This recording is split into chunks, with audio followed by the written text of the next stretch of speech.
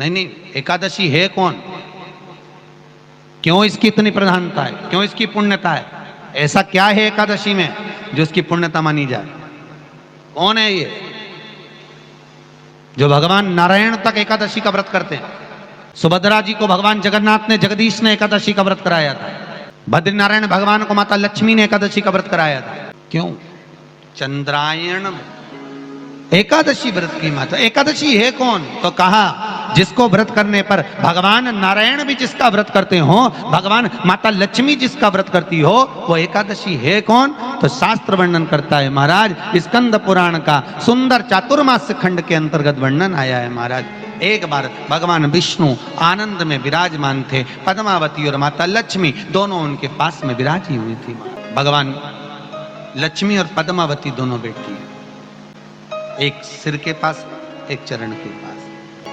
कुछ समय बाद वहीं पर ब्रह्मदेव का आगमन हुआ और ब्रह्मा जी आगमन पाकर भगवान नारायण पद्मावती से लगकर उठे और उठकर लक्ष्मी की ओर झुके। झुकने पर इन तीनों के समागम से भगवान नारायण के हृदय चित्त से एक कन्या प्रकट हो गई। उस कन्या का नाम एका था। क्या नाम था? एका। अब 10 उसके गुण इतने प्रबल थे, वो 10 गुण उसके बड़े प्रबल थे कि वो एका जिसको निहारती थी उसको संपदावान बना देती थी, जिसको देख लेती थी उसके जीवन में वो आनंद की अनुभूतियां करा देती थी। एका जिस मार्ग से जाती थी उस मार्ग के द्वार खोल देती थी। एका का पुण्य इतना पुण्य प्रखर। पद्मावती और लक्ष्मी ने कहा महाराज ये बेटी आपके द्वारा निर्मित हुई है, इसका कन्यादान करना चाहिए। हमारे यहाँ हिंदू धर्म में रीति है, जिस दिन कन्यादान करा जाता है उस दिन व्रत रखा जाता है। अब आजकल रखते कि नहीं रखते मालूम नहीं, और कन्यादान करते समय व्रत रखा जाता है। व्रत रखना, एका का कन्यादान करना है। भगवान बोले कन्यादान करें, किसको दें? एका किसको दी जाए?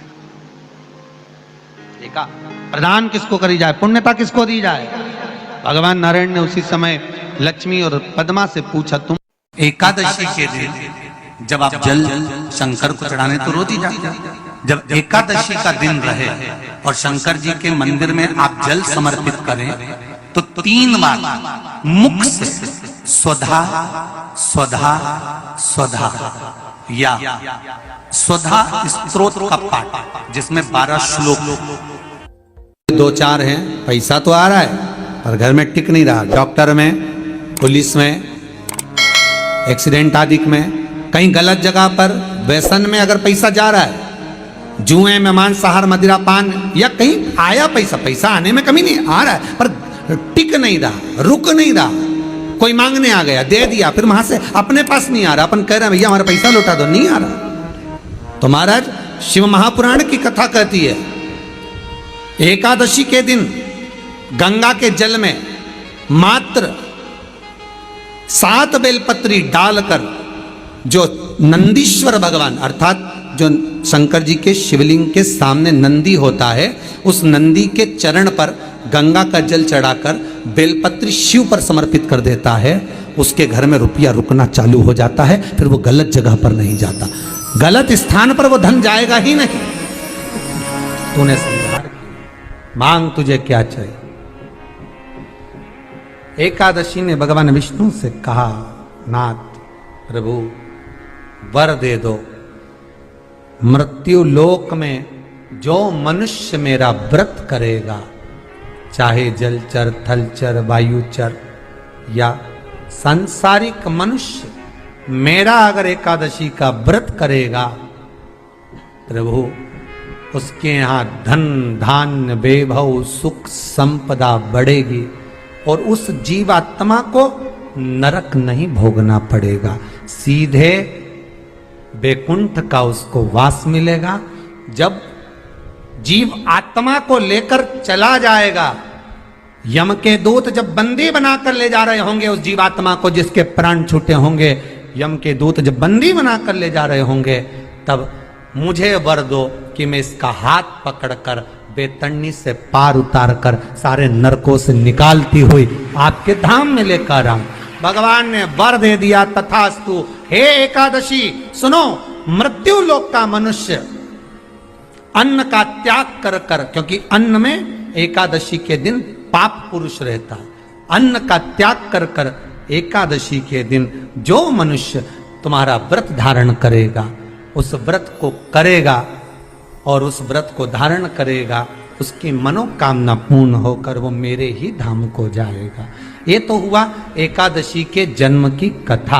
एकादशी के दिन गंगा के जल में मात्र 7 बेलपत्री डालकर जो नंदीश्वर भगवान अर्थात जो शंकर जी के शिवलिंग के सामने नंदी होता है, उस नंदी के चरण पर गंगा का जल चढ़ाकर बेलपत्री शिव पर समर्पित कर देता है, उसके घर में रुपया रुकना चालू हो जाता है। फिर वो गलत जगह पर नहीं जाता, गलत स्थान पर वो धन जाएगा ही नहीं। बेटा अगर व्यसन में पड़ा हुआ है, मदिरा पान में पड़ा हुआ है, मांसाहार में, जुए आदि में जा रहा है, तुम्हें लग रहा है कि मेरा बेटा गलत मार्ग पर जा रहा है, ये मित्र दोस्ती गलत हो रही है, वो सही जगह पर आ जाए। करना है एकादशी।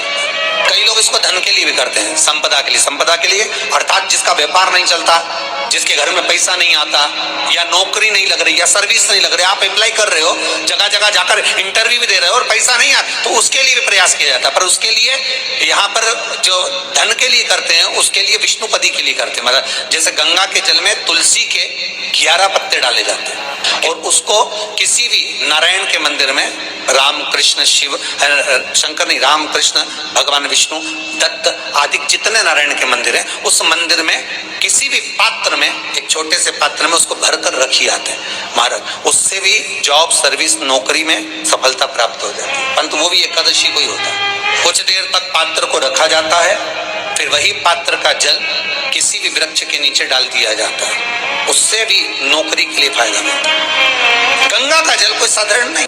दशमी, एकादशी और द्वादशी, इन 3 तिथियों पर एक रोटी में थोड़ा सा मीठा रखकर सोमक पितृ का नाम लेकर यदि गाय को खिला दिया जाता है, तो अगर कोई पूर्वज प्रेत योनि में भी पड़ा हुआ होता है, भटक रहा होता है, जिसको पिंड नहीं मिला, जो अचानक मर गया होता है, अधोगति में चले गया होता है, उस जीव की मुक्ति दशमी, एकादशी और द्वादशी, 3 दिन सोमक पितृ का नाम लेकर रोटी में, पूड़ी में मीठा रखकर अगर गाय को खिला दिया जाता है ये 3 दिन तक, तो वो पितृ कभी भटकते नहीं है, उनको मुक्ति प्राप्त हो जाती है, मोक्ष में।